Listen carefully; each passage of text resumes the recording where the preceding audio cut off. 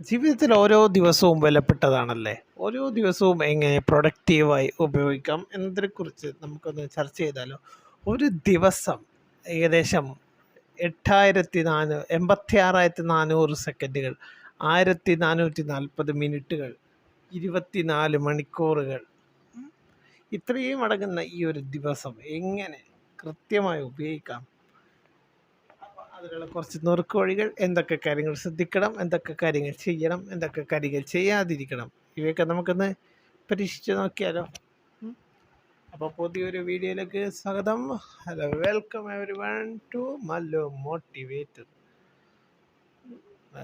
മോട്ടിവേറ്ററിലേക്ക് സ്വാഗതം. ആദ്യം തന്നെ ജീവിതത്തിൽ എപ്പോഴും ഞാൻ എല്ലാ വീഡിയോയിലും പറയുന്ന ഒരൊറ്റ കാര്യമാണ്, എല്ലാ ദിവസവും ഇതന്നെ പറഞ്ഞുകൊണ്ടിരുന്നത്, എല്ലാ ദിവസവും നിങ്ങൾ തന്നെ കേട്ടുകൊണ്ടിരിക്കുന്ന കാര്യം തന്നെ, ലൈഫിൽ ഒരു ഗോൾ സെറ്റ് ചെയ്യുക. ഇന്നും അത് തന്നെയാണ് പറയാനുള്ളത്. ജീവിതത്തിൽ ഒരു ലക്ഷ്യം സെലക്ട് ചെയ്യുക, എന്നിട്ട് അതിനെ മാനേജബിൾ ആയിട്ടുള്ള ചെറിയ ചെറിയ ടാസ്കുകളാക്കി മാറ്റുക. ആ ടാസ്കുകളിൽ ലക്ഷ്യം വെച്ച് മുന്നേറുക. ലക്ഷ്യമാണ് മാർഗത്തെ സാധൂകരിക്കുന്നത്. അതുകൊണ്ട് ഇതാക്കുക. പിന്നെ എന്തൊക്കെ ടാസ്കുകൾ ഒരു ദിവസം ചെയ്യണം? 24 മണിക്കൂറേ ഉള്ളൂ.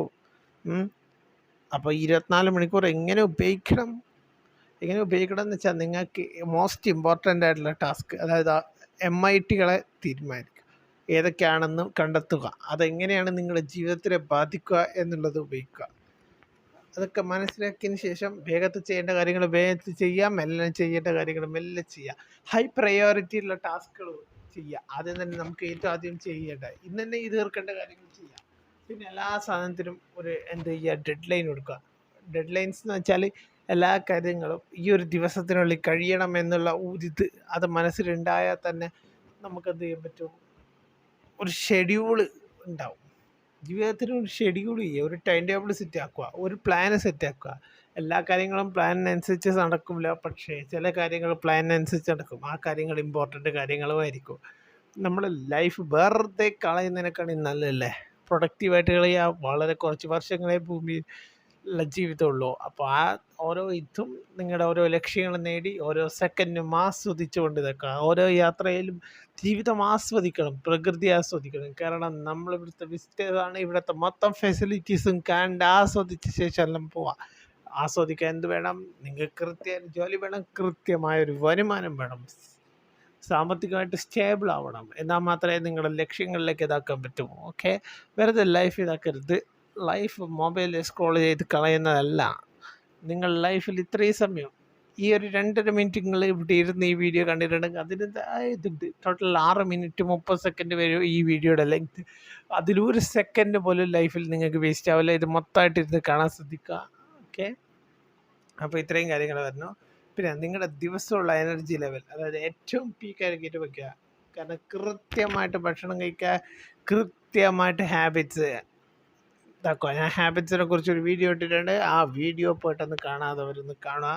ഇത്രയും ടൈം വരാത്ത ആരൊക്കെ ഈ വീഡിയോ കണ്ട് എന്നുള്ള ഓർഡർ ഒന്ന് കമൻറ്റ് ചെയ്യുക. കാരണം കമൻറ്റ് ചെയ്യുന്നതിലൂടെ നിങ്ങളുടെ പ്രതികരണം ഞങ്ങൾക്ക് എത്താൻ സാധിക്കും. അങ്ങനെ മാത്രമേ പുതിയ വീഡിയോസ് ചെയ്യാൻ പറ്റൂ. അപ്പോൾ കമൻറ്റ് ചെയ്യുക. ഇപ്പം വല്ലപ്പോഴും ഒരു കമൻറ്റ് എനിക്ക് വന്നതെന്താ വെച്ചാൽ, ഞാൻ ശ്രീബുദ്ധൻ്റെ ഒരു വീഡിയോ ഇട്ടിട്ടായിരുന്നു. ആ വീഡിയോയിൽ കമ്മ്യൂണിറ്റി ആൾ പറഞ്ഞത് 9 ദിവസമായിട്ടും ഒരു വ്യൂ പോലും കാണാത്ത ഒരു വീഡിയോ ആദ്യമായിട്ട് കാണുന്നു. കേട്ടപ്പോൾ ഒരു വിഷമം തോന്നി.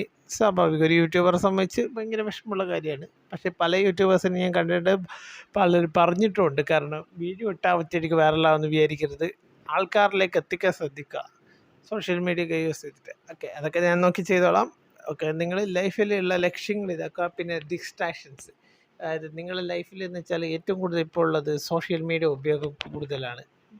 ഇൻസ്റ്റാഗ്രാമിൽ റീലുകൾ സ്ക്രോൾ ചെയ്തു, യൂട്യൂബിലെ ഷോർട്സ് സ്ക്രോൾ ചെയ്തു, മണിക്കൂറുകൾ പോകുന്ന തിരിവ്. നിങ്ങൾ ലോങ് വീഡിയോ കാണുന്നതാണെങ്കിൽ ഏകദേശം സമയത്ത് സ്കിപ്പടിച്ച് നിങ്ങൾ സമയം ലാഭിക്കും. എന്നിട്ടോ ഷോർട്ട് വീഡിയോയിൽ അവിടെ വരുന്നത് ഇങ്ങനെ മെല്ലെ സ്ക്രോൾ ചെയ്ത് 5 മിനിറ്റ് സ്ക്രോൾ ചെയ്യുമ്പോൾ അത് 2 മണിക്കൂറാവും, 4 മണിക്കൂറാവും. ഓക്കെ, അപ്പോൾ വിദ്യാർത്ഥികളോടാണ് ഇനി പറയാനുള്ളത്, നാളെ സ്കൂൾ തുറക്കുകയാണ്. അപ്പോൾ എല്ലാവരും കൃത്യമായിട്ട് ഇതാക്കുക. പുതുതായിട്ട് സ്കൂളിൽ പോകുന്ന കൂട്ടർ ശ്രദ്ധിക്കുക. നിങ്ങൾക്കൊരു പുതിയ അനുഭവമാണ് ലൈഫിലെ ഏറ്റവും വാല്യുബിൾ ആയിട്ടുള്ള ഒരു ടൈമാണ്. എൻജോയ് ചെയ്യാൻ പറ്റുന്നത്ര എൻജോയ് ചെയ്യുക, പഠിക്കാൻ പറ്റുന്നത്ര മാക്സിമം പഠിക്കുക. മൊത്തം പഠനമാണെന്ന് പറയുന്നില്ല, കളിക്കാനുള്ള സമയം കളിക്കാൻ ഇതാക്കുക, ഫ്രണ്ട്സായിട്ട് കൂട്ടുകൂടാൻ പറ്റിയ സമയത്ത് ഇതാക്കുക, കോളേജിൽ പോകുന്നവരുടെ പ്രത്യേക ശ്രദ്ധയ്ക്ക് ഈ സമയത്താണ് ഉള്ള പ്രേമം അങ്ങനത്തൊല്ലിന്ന് പറഞ്ഞ് പ്രേമം പോലുള്ള കാര്യങ്ങളിൽ വീഴും. അങ്ങനത്തൊല്ലില്ല സോറി, പ്രേമത്തിലൊക്കെ ചെന്ന് വീഴുമ്പോൾ നോക്കിയും കണ്ട് വീണില്ലെങ്കിൽ ഇനി കഥ അവിടെ ഏകദേശം തീരും. പഠിത്തവും പോവും, എല്ലാം പോവും, ലൈഫ് പ്ലാനിങ്ങും പോവും. അതിനകത്തൊന്നും പോയി വീഴാതെ മെല്ലനെ ഇതാക്കുക. വരാലും ഇങ്ങനെ പോകുന്ന പോലെ പോയാൽ ലൈഫിൽ മോനായാലും മോളായാലും മര്യാദയ്ക്ക് പോകാൻ പറ്റും. ഓക്കെ, പോയിട്ട് വീഴുന്നതാണെങ്കിൽ നല്ല രീതിയിൽ തന്നെ പോവുക. പിന്നെ എന്താ പറയാനുള്ള, എൻജോയ് ചെയ്യുക, ലൈഫ് നന്നായിട്ടൊന്ന് എൻജോയ് ചെയ്യുക. ഓരോ ദിവസവും വാല്യുബിളാണ്, പ്രൊഡക്റ്റീവായിട്ട് ഉപയോഗിക്കുക. സ്കൂളിൽ പോകുന്ന സമയത്തും പഠിക്കുന്ന സമയത്തൊക്കെ ഓരോ സെക്കൻഡും എൻജോയ് ചെയ്യുക. ഓക്കെ, എൻജോയ് ചെയ്ത് പഠിക്കുക. ഏറ്റവും എളുപ്പത്തിൽ പഠിക്കാൻ പറ്റുന്ന ടെക്നിക്കാണ്. നമ്മൾ വിദ്യാർത്ഥികൾക്ക് വേണ്ടി ഒരു സ്പെഷ്യൽ വീഡിയോ നമ്മൾ ഇടുന്നതായിരിക്കും. പക്ഷേ എനിക്ക് ഭയങ്കര വിഷമമുണ്ട്, ഞാൻ ഓഡിയൻസിൻ്റെ ലിസ്റ്റ് നോക്കുമ്പോൾ ഒറ്റ വിദ്യാർത്ഥികളും ഈ വീഡിയോ കാണുന്നില്ല. ഓൾമോസ്റ്റ് ഒരു 17-18 വയസ്സ് കഴിഞ്ഞ്, അല്ലെങ്കിൽ ഒരു 16-17 വയസ്സ് കഴിഞ്ഞ കൂട്ടറാണ് കാണുന്നത് അധികവും. കിഡ്സായിട്ടുള്ള കൂട്ടറൊന്നും അധികം ഓഡിയൻസ് നമുക്കില്ല. അപ്പോൾ അതുകൊണ്ടാണ് ഇതൊക്കെ. അതായത് കുറച്ച് എൽഡർലി പീപ്പിളാണ് ഓഡിയൻസ്. അങ്ങനത്തെ ആയതുകൊണ്ടായിരിക്കാം. അപ്പോൾ കുട്ടികൾക്ക് വേണ്ടിയിട്ടുള്ള ടൈപ്പ് വീഡിയോസും അവരുടെ ഡേ എങ്ങനെ കൊണ്ടുപോകാൻ പറ്റും, പിന്നെ എക്സാമിനും ഇതിനും പഠിക്കുമ്പോൾ ഇന്ന് തന്നെ സ്റ്റാർട്ട് ചെയ്യുക. എല്ലാ സ്റ്റാർട്ടിങ്ങും തുടക്കത്തിൽ തന്നെ ചെയ്യുക. നാളെ ക്ലാസ് തുടങ്ങുന്നുണ്ടെങ്കിൽ നാളെ തന്നെ ഓരോ നോട്ടുകളും ഇതെല്ലാം റെഡിയാക്കിക്കൊണ്ട് മുന്നോട്ട് പോയാൽ നല്ല മാർക്ക് എളുപ്പം സ്കോർ ചെയ്യാം. അതിനെക്കുറിച്ചൊരു വീഡിയോ നമ്മൾ നാളെയോ മറ്റന്നാളോ ടൈം കിട്ടുന്നതനുസരിച്ച് ഇടുന്നതായിരിക്കും.